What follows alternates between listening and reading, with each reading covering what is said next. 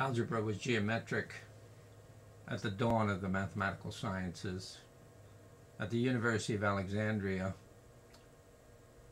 approximately 310 BC, students were equipped with a straight edge and a compass, and they could draw the geometric diagrams to scale.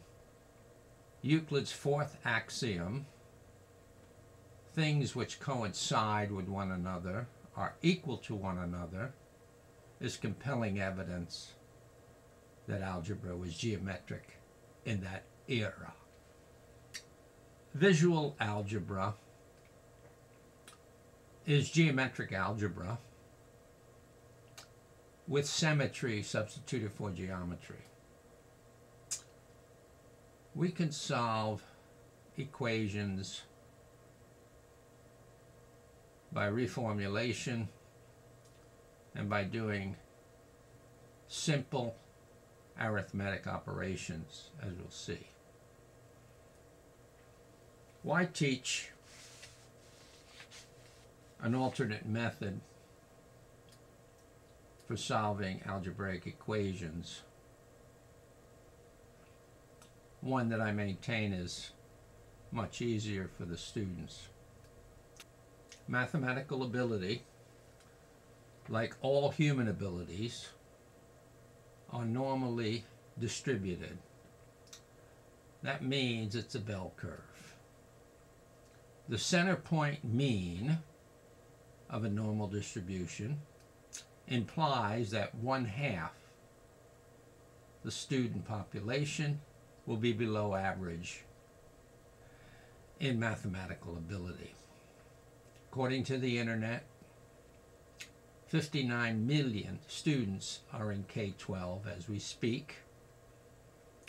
That means 29.5 million are below average in mathematical ability. The number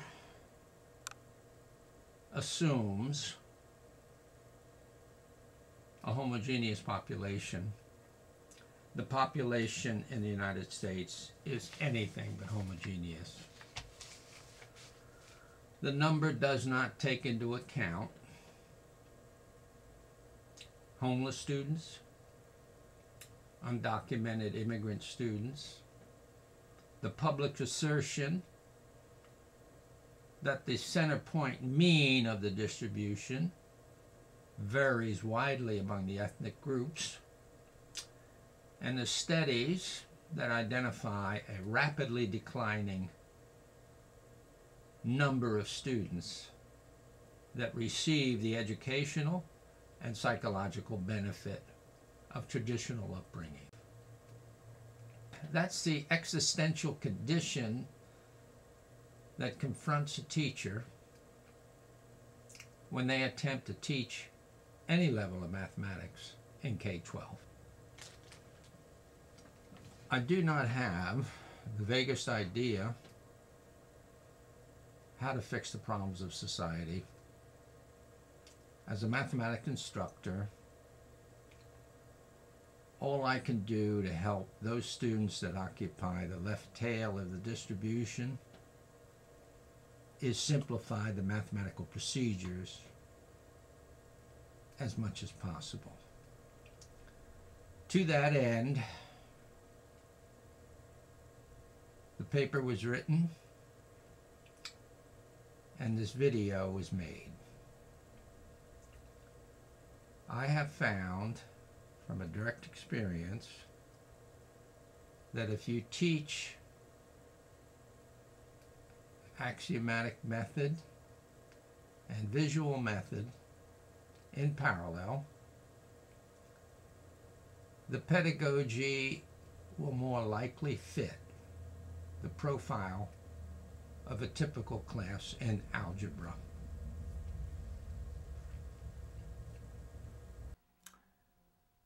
So we'll solve an equation first using geometric method, and then we'll solve the same equation using symmetry. We can compare the two methods. 2x is equal to 8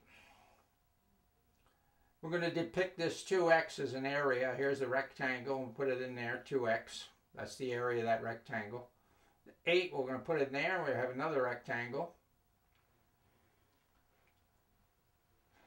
Now to represent this, we're going to make this side 2 units long and this x units long.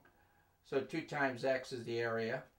For 8, we're going to make this side 2 units long and this side 4 units long. So 2 4s are 8. We have it. Euclid's axiom requires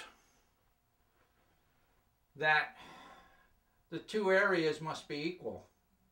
This is an area and that's an area. If that is the case, then length x must coincide with length 4. So we have our solution, x equals 4. In visual algebra, the same equation, 2x equals 8. What we're going to do is reformulate the right-hand side, the simpler side, such that the form of the equation on both sides will be the same. And then we can find the solution. I'm going to multiply 8 by 1, and I'm going to substitute for 1, 2 times 1/2. That's equivalent to 1, so I can use that. So here I'm going to multiply by 2 to match that coefficient, and then I'm going to divide 8 by 2. If you multiply and divide by the same number, that's the same as multiplying by 1. I'm going to evaluate this.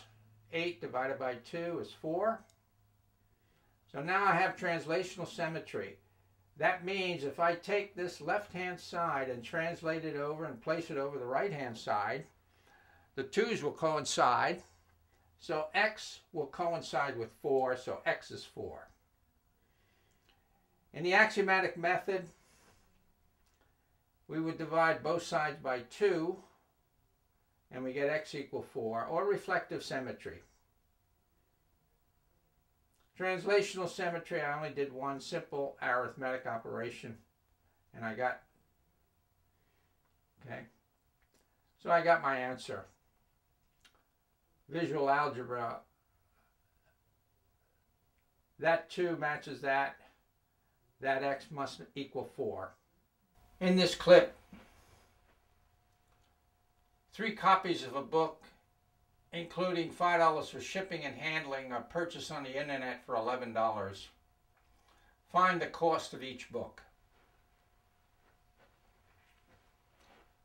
So I have 3 times the cost of the book, and I use B for book. Don't use X all the time. Use a literal that will remind you what the variable is. 3 times the cost of each book plus $5 is equal to $11. What we're going to do is leave the abstract portion of the equation alone. We're not going to touch it in visual algebra. What we're going to do is reformulate 11 until we get the form the same on both sides of the equation. So the first thing I want to do is match this 5. And I can do that by adding a 0, minus 5 plus 5. That's equivalent to 0. Then I'm going to group the unmatched terms and evaluate this. 11 minus 5 is 6. Now I want to match this coefficient, 3. So I'm going to multiply by 3, and I'm going to divide by 3. So when I take a number and multiply by the same number and divide by the same number, that's equivalent to multiplying by 1. 6 divided by 3 is 2. Now I have translational symmetry. This 3 matches that coefficient. That 5 matches that constant. So B, the cost of each book must be $2. And I got it by doing only 2 arithmetic operations. I subtracted 5 from 11, that's 1, and then I divided 3 into 6, that's 2. All I did was reformulate 11 this is 11, this is 11, this is 11, that's 11. 3 times 2 plus 5. What do we do when the coefficient is a fraction? 3/2 times b plus 5 is equal to 11. This says 1.5 pounds of bromide, including $5 for shipping and handling, is purchased on the internet for $11. Find the cost of 1 pound of bromide. So we have 1.5, that's 3/2 times the cost of a pound of bromide plus $5 is equal to 11. Same as the other equation. Again, I'm going to reformulate 11. To match this 5, I'm going to add this 0 minus 5 plus 5. I'm going to group the unmatched term. I'm going to evaluate it. I get a 6. Now to match this coefficient, I'm going to multiply by 3/2 times the reciprocal, 2/3. When you do that, that's the same as multiplying by 1. The 3's will cancel, the 2's will cancel. This is just a 1. It's another way of writing 1. When I multiply this 2/3 times 6, 3 into 6 goes 2. 2 times 2 is 4. Now I have translational symmetry. And the form of the equation on this side is the same as this. So B, the cost of 1 pound of bromide, must be $4. In this equation, we have a salesperson earns a salary of $125 per week plus a commission of $2.40 for every item sold. Find the number of items sold if the earnings were $528.20 in 1 week. So here's the equation. $2.40 times the number of items sold plus 125 must equal 528.20. I'm going to reformulate this. I'm going to leave this alone. I'm going to match this 125 by subtracting 125 and adding 125. And then I'm going to group this unmatched term and then evaluate it. And I get 403.20. Now to match this coefficient, 2.40, I'm going to multiply by 2.40 and divide by 2.40. That's equivalent to multiplying by 1. And then I'm going to evaluate this, and I got 168. So now I have translational symmetry. Everything matches. So the number of items sold must be 168. The cost to rent an automobile is $37 a day plus 21 cents per mile. Car is rented for 1 day and the final bill is $61.15. How many miles were driven?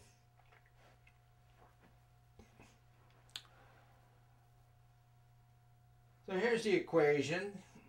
21 cents times the miles driven plus $37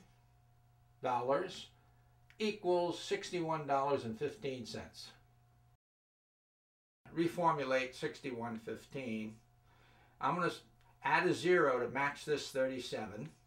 Minus 37 plus 37, that's a 0.